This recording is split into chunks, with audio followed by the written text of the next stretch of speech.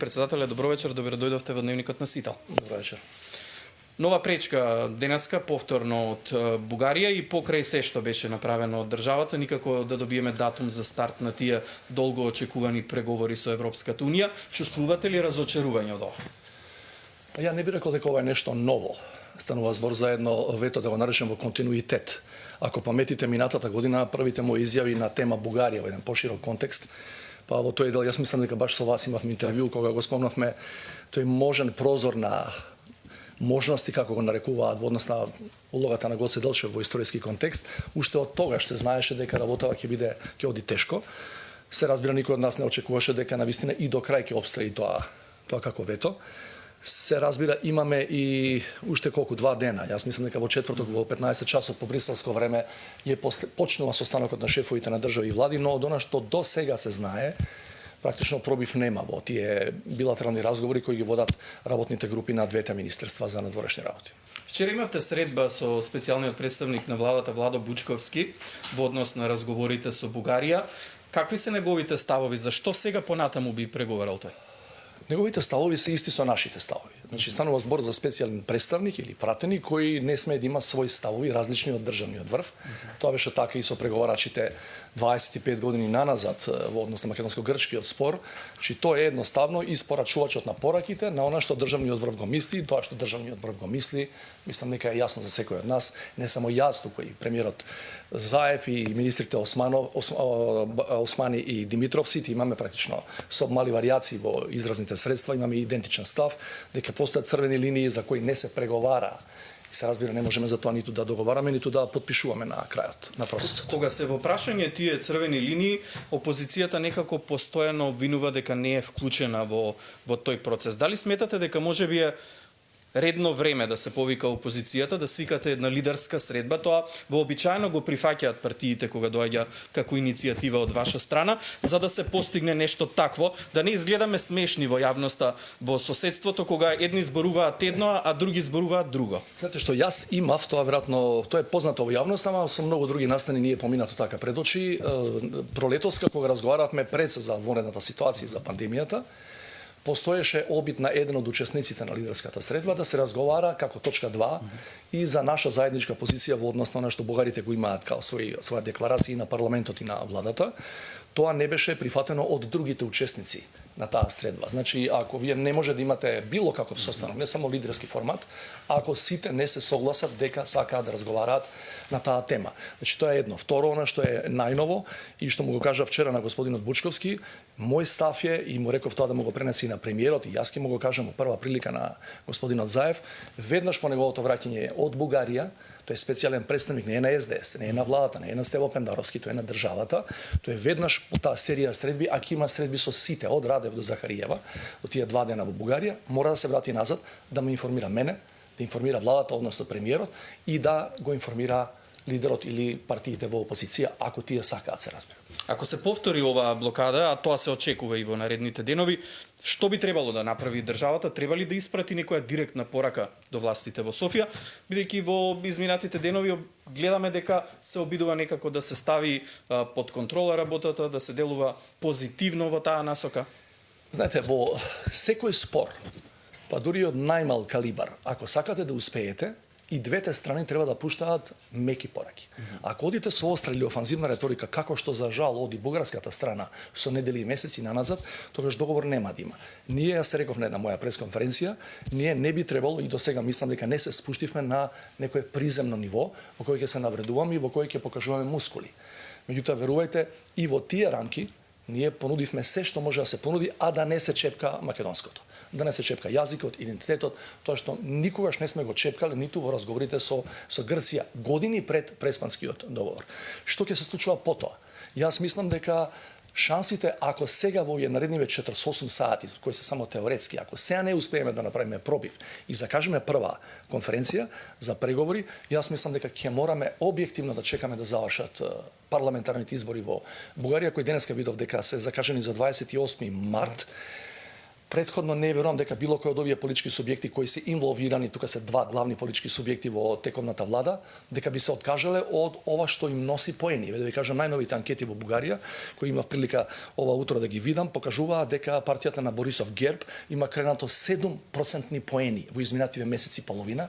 Можеме да претпоставиме дека најголемиот дел е тоа заради ова јуначење, не знам како поинаку да го наречем во однос на нашата Република Северна Македонија, а партијата на Каракачанов, кој е дел од една поширока една така наречена патриотска опозиција, обединета, се извинувам, коалиција, има дупло качено рейтинг. Тие имаат помал рейтинг, сега се некаде помеѓу 7 и 9%, што значи дека ваквото однесување и тоа како им се исплати. Политичката логика, кој ќе гледате во нивниот двор, е дека тие ќе се обидат тоа максимално да го експлоатираат за свој личен и партиски бенефит се до 28 март. Пред неколку дена премиерот Зоран Заев направи еден обид да постигне подобри односи, да речеме, со Бугарија со едно интервју за агенцијата БГНЕС и навистина предизвика тоа интервју остри реакции во македонската јавност. Се сложувате ли вие со тие негови ставови изнесени во тоа интервју? Интересно е да се спомене дека веќе наредниот ден, по еден сосема друг повод, некаде низ Источна Македонија беше чинам, самиот премиер Заев ретерираше од тие ставови, дел од тие ставови и ги дообјасни. И јас мислам дека тоа дообјаснување е во ред. Се разбира дека со нешто беше првично изнесено, не можеме да се согласиме дека, не знам, струмичкиот и петричкиот ист јазик или со осимнување на таблите без разлика што на нив пишува надвор од било каква процедура и така натаму, меѓутоа тоа се ние сме навикнати веќе на господинот Заев да има специфичен политички израз кога зборува за различни теми. И за мене најбитно дека тој самиот ретерираше 24 часа како го даде. Ама не такви пораки, впрочем и порака во која што рече дека вие правите грешки затоа што имате помало искуство од него. Ја ќе отренам тоа на страна, да не испадне дека мојата квалификација за интервјуто е врзана и низ лична призма дека го гледам тоа. Не добиваме ништо со таквите интервјуа. Не можам да кажам дека имаме штета, меѓутоа не можам да видам што добиваме. Иначе во однос на таа реченица претпоставам ќе ве интересира и мојот став. Ја немам никаква дилема за тоа што господинот Заев мисли за мене, не само претходната година, него и 2014 имаше апсолутна доверба во мене. Не верувам дека би поддржал политички човек за да влезе во трка за највисоката функција во една држава, за претседател на оваа држава, а да мисли дека е политички неискусен. Така, велите дека Заев ви даде поддршка, така беше, вие ја имавте целосната поддршка пред претседателските избори од Социјалдемократскиот сојуз кој што го предводи Зоран Заев. Меѓутоа и на едни претходни избори имавте поддршка од Социјалдемократскиот сојуз кој што тогаш го предводеше тогашниот лидер Бранко Црвенковски. Сега деновиве гледаме некако различни ставови од поранешниот претседател Црвенковски, поинакви ставови од сегашниот Зоран Заев. Со која страна повеќе се согласувате? Реално, јас на таа тема разговарав и со Заев, реално во СДСМ нема две страни. Значи јас не сум член на таа политичка партија, тоа јавноста го знае, меѓутоа сум соработувал и ќе соработувам со таа политичка структура и понатаму е 10 години сме заедно на тој обединет фронт наспроти автократијата и диктатурата која беше, но ве уверувам дека освен поединечни ставови кои се добри и здрави за секоја демократија, тамо нема две структурирани страни или фракции кои се борат за превласт внатре во партијата. Инаку ако ме прашувате децидно, претпоставам како новинар, тоа ви е интересно како следно прашање, во однос на обраќањето на Црвенковски, јас мислам дека треба такви обраќања од негова страна, од човек кој бил толку години на чело на држава, на партија и на влада, да доаѓаат почесто. Дали се согласувам? Не. Знаете зашто не? Затоа што првата реченица во тоа обраќање вели: драги сопартијци, мојот став е, моето политичко кредо е дека кога сте биле веќе еднаш председател, па и премиер, председател на држава, вие мора до крајот да станете председател за сите, не само за вашите сопартици. Така, председателе, пред да продолжиме за она каде би требало во иднина да се движи државата, да погледнеме една изјава која што предизвика многу реакции, посебно денеска, иако ја дадовте вчера на самит за ЕУ Западен Балкан, да слушнеме што велите во таа изјава, па ќе продолжиме со прашањето.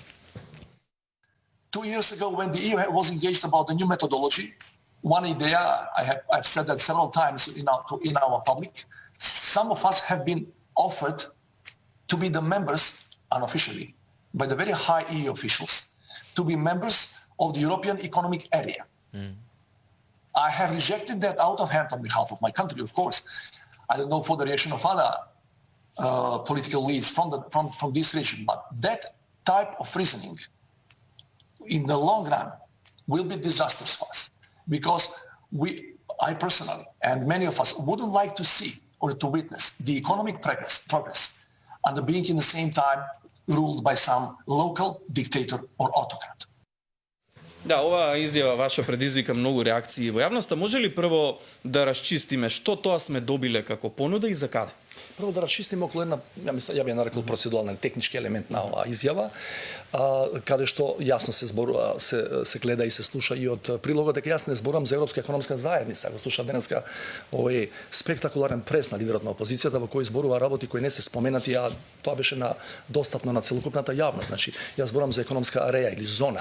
Да, Мицковски вели дека не ги разбирате по имите, а се представувате како човек кој сака да ја води Македонија напред во меѓународната Мицковски сфера. многу добро знае дека ја не сум доктор по електротехнички науки, туку по политички науки, и го знае моето искуство во меѓународната политика, така што такви евентуални дубиози може да бидат кажани и изречени во однос на некои негови ставови на претходните пресконференции и на ова.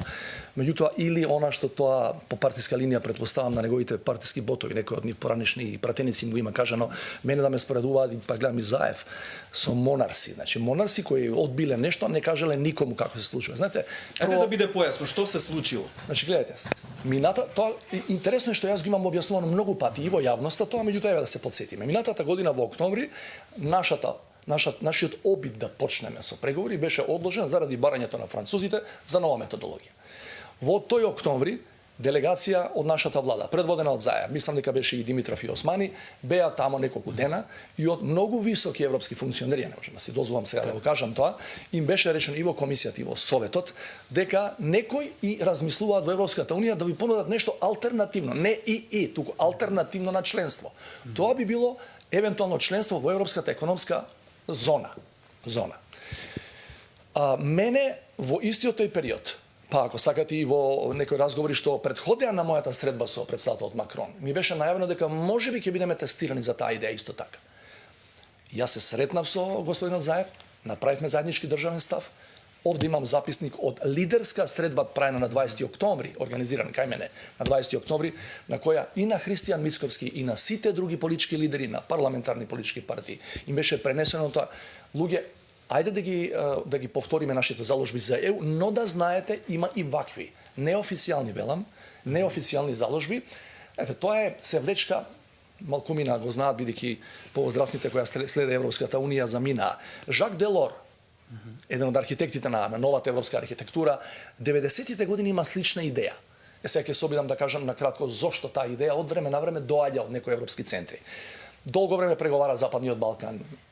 Перцепцијата за Балканот не е многу добра во Западна Европа, во старите членки, и од време на време дајте да им даеме некакво привилегирано партнерство, али да не бидат членки на политичките институции на Европската унија. Ја велам зошто тоа е лошо. И мислам дека на оваа средба тука се согласивме комплет.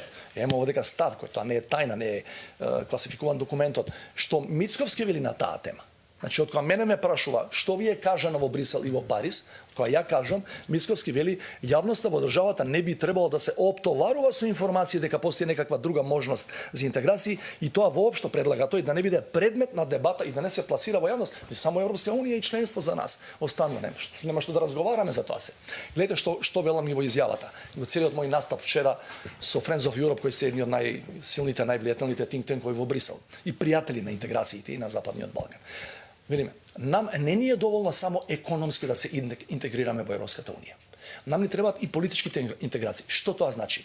Не е само да размислуваш, тоа децидно му го реков на Макрон. Не е добро само по цели денови да размислуваме за профит кој ќе направи поголем, да од трка за пари или материјални богатства и дивиденди во фирми како ќе делиме. Најважната работа е, тоа е важно. Животниот стандард е многу важен на граѓани, ма важно е владењето на правото.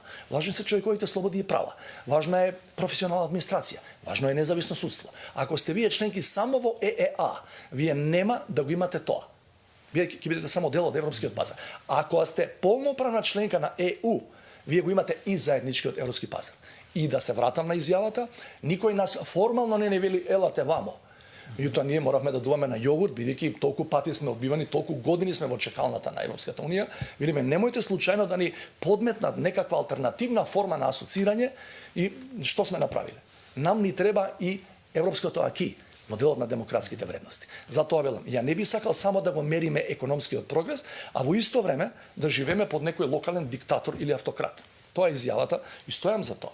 Така, меѓутоа имаше многу информации дека Хрватска пред да стане земја членка на Европската унија била членка токму и на оваа зона.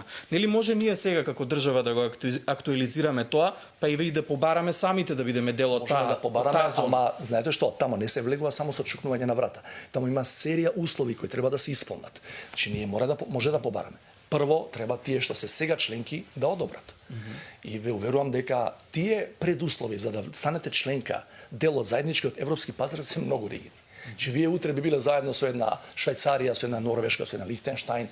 Тука, дај Боже да можеме да бидеме барабар со нив, али нема да можеме. Значи тоа е едната работа. Значи дека ќе треба да направиме и да исполниме некои услови. Апсолутно. Значи не можете само со апликација да влезете. И втората работа за Хрватска.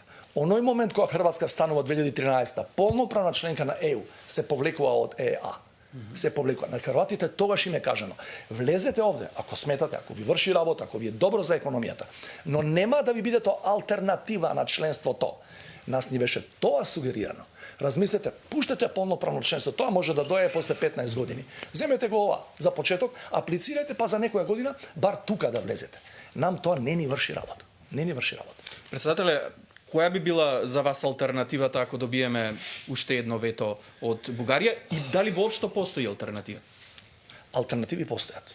Ја го кажав на една трибина пред неколку години дека алтернативи постојат и са некои од вашите колеги велат аха, и тоа во време кога бев национален координатор за НАТО. Вели националниот координатор за НАТО вели дека има алтернатива на НАТО. Има, ама ја велам не се добри. Че има серија регионални организации во цела Евроазија кои не поставуваат никакви услови за членство. Ние можеме да влеземе во движење на неврзаните, сакате да влеземе, утре ќе влеземе. Прашањето е што ние добиваме со тоа. Ја знам дека е тоа тешко да им кажеш на нашите луѓе и да те поддржат дека после 30 години ваква тешка транзиција ние не можеме со автономни сили да се демократизираме на нивото на една Германија. Мора од една Германија и од другите да имаме поддршка и за тоа ни треба тоа условување додека преговарате. По 35 поглавја, сега по 6 кластери. Ама веројатно граѓаните се и разочарани од тоа што ако 30 години сме во транзиција, ние 20 години тапкаме пред вратите на Европската унија и никако да направиме чекор понапред. Се согласувам. Ја знам, ја доживувам лично, ја споделувам таа фрустрација и сами. Мислите дека едноставно ќе отидете таму и најдувате на затворена врата. Еве сега во овие денови, не секој во секоја битна европска држава ви отвара врата и ви крева телефон. Меѓутоа ние сме платени тоа да го работиме. Што е алтернативата? Да бидеме сами? Можеме да бидеме. Нема да се распадне државата.